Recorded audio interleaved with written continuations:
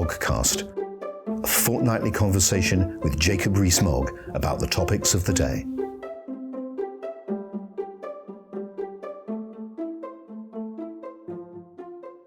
We're heading into a general election, but nothing will stop Conservative Home bringing you the Moggcast on a Tuesday morning.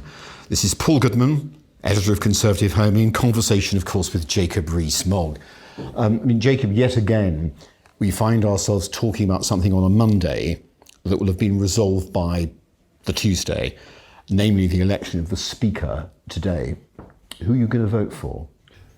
For once, I'm not going to answer your question because I think I ought to remain neutral in this contest, partly because I'm leader of the House and therefore, in an official sense, ought to be neutral. Also, I fear government backing of a particular candidate would ruin that candidate's chances, and therefore it is wise to remain neutral. I will use my vote, but I'm afraid I'm not going to say who I'm going to vote for. What are you looking for in the next Speaker? What sort of person will you vote for? If you can't name them, you can at least talk about the qualities you're looking for in the next Speaker. The qualities in a Speaker are ones where you are the champion for the House of Commons as an institution, but within the House of Commons you are rigorously and completely impartial. And the outgoing Speaker was extremely good at the first part of that. He was a genuine champion for the House of Commons in opening it up in the education centre, in standing up for the rights of the Commons, in holding ministers to account and seeking redress of grievance. On the other hand, his partiality became clear as his speakership drew to a close, and that was damaging to the position of Speaker. So I want somebody who manages to do both those parts of it, and somebody who recognises that the speakership, the office, is greater than the individual who holds it. Do you think we're going to get that sort of Speaker? I think there are very good candidates, yes. I'm trying to get a sense of, I suppose we'll know tomorrow morning or this morning as the listeners hear the broadcast, what they've done.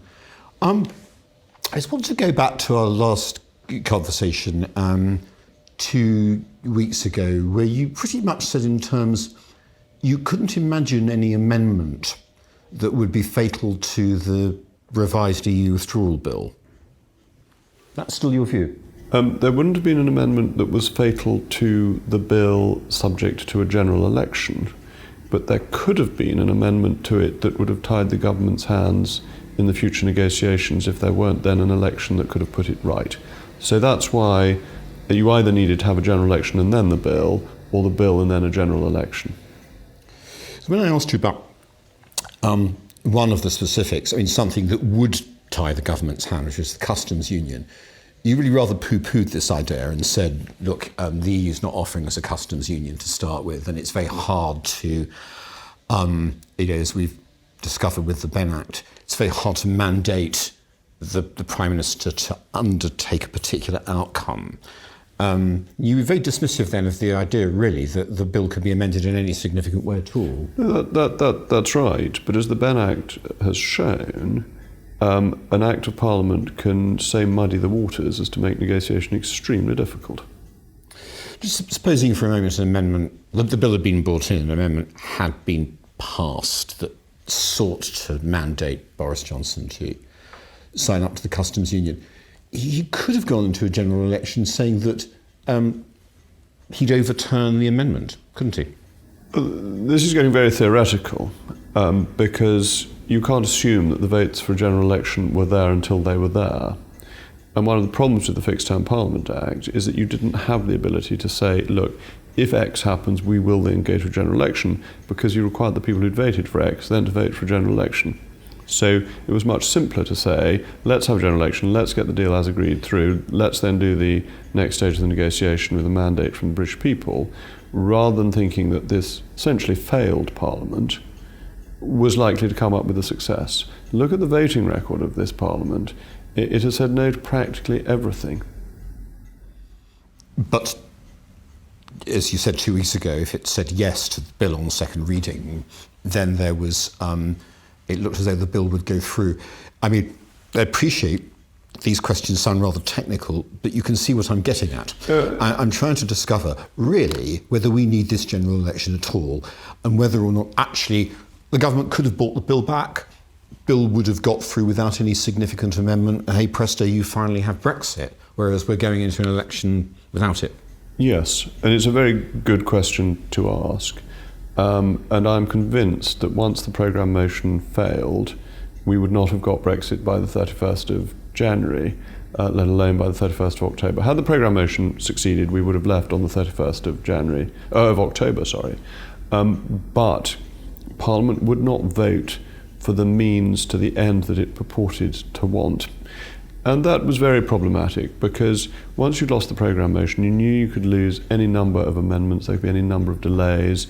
You might have found even that amendments were made to the bill that didn't ratify the treaty, in which case you wouldn't have left because you wouldn't have ratified the same thing as the EU had agreed to. And the history of this Parliament, in being good at voting against things but bad at voting for things, meant that once the programme motion had been lost, carrying on with the bill was unlikely to be a successful strategy. It could have been, but it was very unlikely. You clearly don't think you could have found a majority for a revised programme motion with the support of, I don't know, our old friend Oliver Letwin, who we were discussing when we were last here, and enough of the 21 to get you over the line? The government offered to sit for 24 hours a day to provide equivalent time to, I think Michael Gove worked this out, 24 sitting days to debate it. It's a huge amount of time, and we got no answer from the Labour Party as to whether they were even interested in that.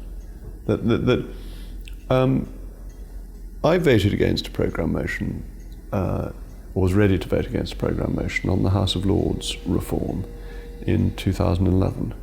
And I knew perfectly well that by not supporting the programme motion, I was making it possible to stop the bill.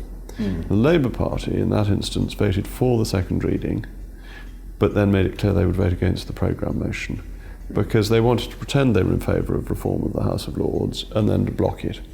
And that was the position the Labour Party was in again, that those of them who rebelled knew that they could block it later, because they could then say to their constituents, we voted to leave the European Union, aren't we wonderful? And then they vote against the programme motion that made it happen and keep in with their momentum mates. Well, it's all done now, and we go into this election.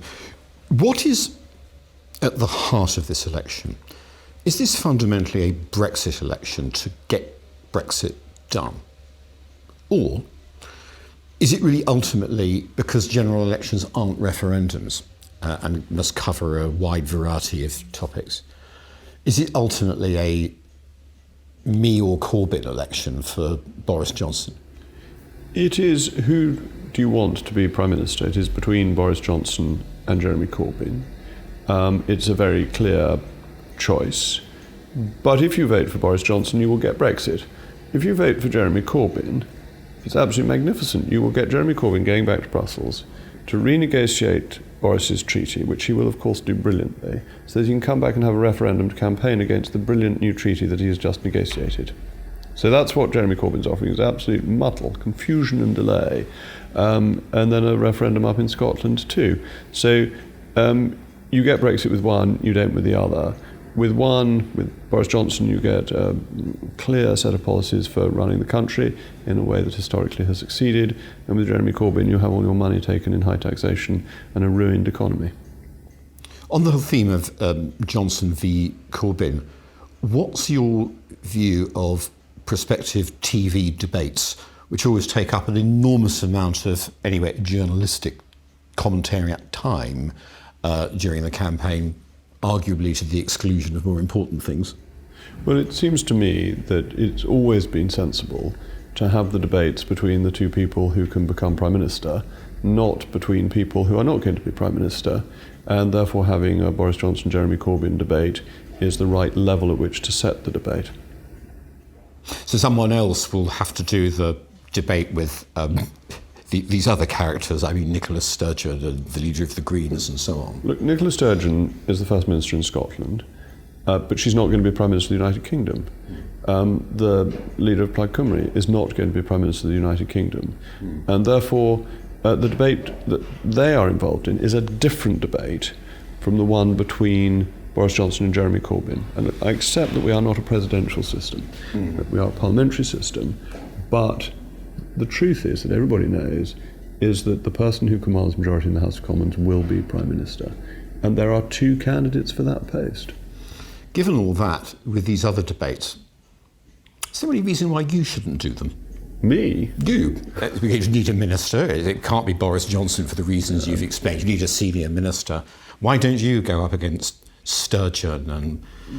There are lots of other people who do it brilliantly. Anyone in particular? Well, I mean, all sorts of people. There's the chairman of the party, there's the Home Secretary, there's the Foreign Secretary, there's the Chancellor of the Exchequer. Figures much more senior than I am. I think it'd be surprising to put up as junior minister as I am for such an important role. I'm just asking because one never knows. And how's this election look to you a few weeks out? Because it is a shorter campaign than the last one. Today's the 4th. The election's on December the 12th. It's really not more than a month away. How do you think it will pan out? Well, I mean, ask Sir John Curtice. Right. You know, I always like, as far as I possibly can, in these discussions, to give you a commentary rather than just a pat political answer. But all candidates in all elections must say that they are going to win. And therefore saying that you're going to win is a comment of remarkably little value. Even Jo Swinson's pretending that she's going to win, which is very amusing, but she can't say anything else, you can't expect her to. You want to speak to somebody like Sir John Curtice, who has a phenomenal track record in understanding opinion polling and what is being revealed by the polls. As it happens, I genuinely do think the Tories are going to win. I can't believe that the British people, faced with choice between Boris Johnson and Jeremy Corbyn, will want Jeremy Corbyn. But as I would say that, wouldn't I don't see this advances our audience very much. Jo Swinson thinks she's going to win in your constituency, or at least that she's in a very strong position to challenge. At the last election, the Lib Dems got 8% in North East Somerset, so her optimism may be the triumph of hope over experience. Historically, it's been a seat between the Labour Party and the Conservative Party. I think the Labour Party is my challenger in North East Somerset, which, after all, maintains is where the Somerset coalfields were. So there's a strong Labour voting base, and it voted Leave in the referendum. The UEA calculations have a 52-48 split, so very much in line with the national average. So I think a Leave seat with a strong Labour base isn't necessarily particularly propitious for the Lib Dems, but voters will do what voters will do, and it's a great mistake for candidates to take anything for granted. What were you expecting from Nigel Farage? I mean, the range of possibilities was he could have come out and said, I suppose, we're not really going to stand very much at all. We're going to try and stand in 50 seats and leave the rest to the Conservatives. Or he could have gone for the maximalist approach of saying that he's going to fight everything and, in effect, threaten the Conservative Party that if it doesn't drop Boris Johnson's deal, he's going to oppose it everywhere. And he took the second route. Were you expecting that? I'm not surprised by that. I think it's such a pity that Nigel hasn't worked out that he's won. And you know, I've always been very polite about Nigel, who I admire. I think without him we would not have got to the referendum, let alone to the vote to leave. But he's achieved that. It's a great political achievement. He has probably been the most significant politician outside Parliament in this political generation. But now he is fighting phantasms. He's objecting to things that aren't there. He's refusing to recognise that this deal, by the end of the implementation period, has us completely out of the European Union, heading towards a free trade deal. And he's been campaigning for so long that he hasn't noticed that he's won. Could the implementation period be extended, by the way? I think the chances of an implementation period being extended if the Conservatives win a majority is negligible. Negligible doesn't mean they don't exist. Well, I think we were going to leave on 31st of October. Having not left on 31st of October, for me to lay down zero chances for things will not maintain an enormous amount of credibility. But look what Boris Johnson achieved. He managed to renegotiate the deal, which everyone said was impossible, in 85 days. This was an enormous achievement and success. There will be 11 months to negotiate the free trade agreement or to leave, and if we have a majority, there won't be a Benn Act to obstruct us leaving. So that's why I say negligible. I cannot believe there would be any appetite to have an extension. Why do you think Farage has done what he did? Do you know him well? I've met him over the years, and he is, as everybody knows, extremely companionable. Why has he done what he's done? Many Eurosceptics have been fighting the Eurosceptic battle for so long that they don't really trust anybody anymore. You know, John Major came back from Maastricht and said game, set and match. All sorts of Tory leaders have said they are Eurosceptics. Philip Hammond used to pretend to be Eurosceptic, and then they get let down. So there is a sort of almost inbuilt expectation in some older Eurosceptics that they will be let down. But this time, he won't be, because he's won. And of course, Farage's argument is going to be, well, Rees-Mogg and Johnson would say that, wouldn't they? They're government ministers now, and they've changed their tune. Tune hasn't changed. The fact that we are government ministers means that the tune is a Brexit tune. What are you going to be doing during the election? I mean, how much time will you be in your constituency? How much will you spend rallying all these splendid people who used to put out propaganda saying we must be ready for Rees-Mogg and so on and so forth? Well, my campaign, I'll be guided by central office as to what they want me to do, but there's been a major change in the understanding of election law, which makes it much harder for ministers to do tours. So I will be spending most of my time in North East Somerset, or certainly that is the plan. I'll go and visit a few people, but more privately than as a central office bean feast, because of these expenses issues. I would also say that visiting dignitaries sometimes detract from rather than enhance a campaign, because instead of everybody knocking on doors, they will come and meet the person who's turned up to help. And when I was in the other position of having people coming to help, there's only a very small number of people who were extremely helpful, and they were mainly the ones who, when they got there, actually did some campaigning rather than grandstanding. I think what you're saying that some of the listeners won't have grasped, indeed, I don't think I grasped it until you said it a moment ago, is that all the parties must be careful of getting in what, for better or worse, you might call a South Thanet situation, where there's a dispute about what the national spend is and the local spend is. I think what you're telling me is that because of these new rules, and because people have half an eye on what happened at Thanet, campaigning is going to be a bit different for ministers. I'd not appreciated that. Yes, that's absolutely right. And so if I get in my car and drive off to go and help somebody in a particular seat, that's all absolutely fine. And that would apply to you and to anybody else. You're completely free to go and give mutual aid to somebody. But if I hire a bus and take 20 supporters with me and it's all a bit of razzmatazz, then there are potentially expense complications. If you went on your own, you probably wouldn't be. If you go on your own, you're just like anybody else turning up to help. And you know, you take a friend with you, that's fine.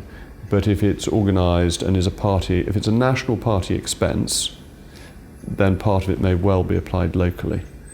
And I both see the logic of this and don't see the logic of this. It completely depends really as to whether you are promoting the local candidate. If you're promoting the local candidate, then there will be some expense cost. If you are promoting the national campaign, then there's a national cost. So think of Neil Kinnock's Sheffield rally. though that was in Sheffield, that would not have counted as a local expense because it was all about the national campaign. But a bus that takes 100 people who go and knock on doors and say, please vote for Bloggins, is going to count as an expense for Bloggins. So were the party running a Grant Shapps Team 2015 exercise this time round, there would be implications for election spending that there probably weren't in 2015? I think almost certainly, yes. When you first saw the 2017 manifesto, what did you think? I never swear, but I have a feeling that if I were one of those people who did swear, I might have sworn. It was the problem with it was that it had no theme running through it as to what conservatism was. It was a random selection of ideas that people thought were good ideas, many of which turned out not to be. Some were, some weren't. But as you went page to page, you couldn't guess what the policy was going to be. You couldn't say, this is a conservative document, therefore its policy on this must be, because that's what conservatives think. You would turn the page and think, oh, that's an interesting idea, or oh, that's a dreadful idea. So that was the state one was in at that point. Which answers my next question, I suppose, which is what sort of manifesto do you think the Conservative Party should produce? Presumably something, by the sound of it, that's briefer and more obviously conservative. I think it would be one of the most brilliant documents ever produced in the history of mankind. I mean, this is going to be the real deal. Do you think its brilliance will be in proportion to its brevity? Yes. Yes. I thought that you might. When are you expecting it to be released, by the way? I don't know. You don't know? No. Well, I don't suppose we're going to have the chance to do this again until after the... Not unless you fancy a election. visit to North East Somerset. I fancy a visit very much. It's just a question of whether in Conservative home towers I'm able to get away at this. Well, you're going to be quite busy. time. I'm glad you're back to 7 days a week. I missed it when you were on 6 days a week. No, we're back I know to you are, 7 yes. days. In fact, we were back to 7 days before we formally went back to 7 days, because I decided last Saturday or the Saturday before, the day of the great Saturday debate, we had to do something. We had to do something. So, although I've made a point of saying to the readers recently, I don't know of any other publication that publishes 7 days a week. I mean, rather exalted, but the Times doesn't. Nonetheless, we always have, and if we possibly can, I want to do it. To be difficult, websites do. Well, the Mail Online does 7 days a week. The BBC Online does 7 days a week. Your competition, I think, by and large, does 7 days a week. They do. Of course, the BBC is slightly better resourced than Con Home and is able to rely on the licence fee. If you want to have a Goodman cast on these matters, I'm very happy to do it. But having said that, I'm hoping, whether the next Moggcast is in Somerset or in London, that we do continue as usual. But I'm being monstrously unfair because I so enjoy reading Conservative Home, and therefore I feel I'm missing something when you're not available. You won't be missing anything during the election. This is, I'm beginning to sound, 100 years old as I'm Ken Clarke or something, but this is the third general election in my time as editor, and I've not been editor for all that long. No? Here we go again. Here we go again. So much for the Fixed Term Parliaments Act. We should have been on to the third election next May, and instead we will have had the fourth. Well, let's see what comes out of this one, and whether it's in Somerset or in London, whether it's in government or opposition. I'm looking forward to speaking to you again soon. Thank you very much. The Moggcast, a fortnightly conversation with Jacob Rees-Mogg about the topics of the day.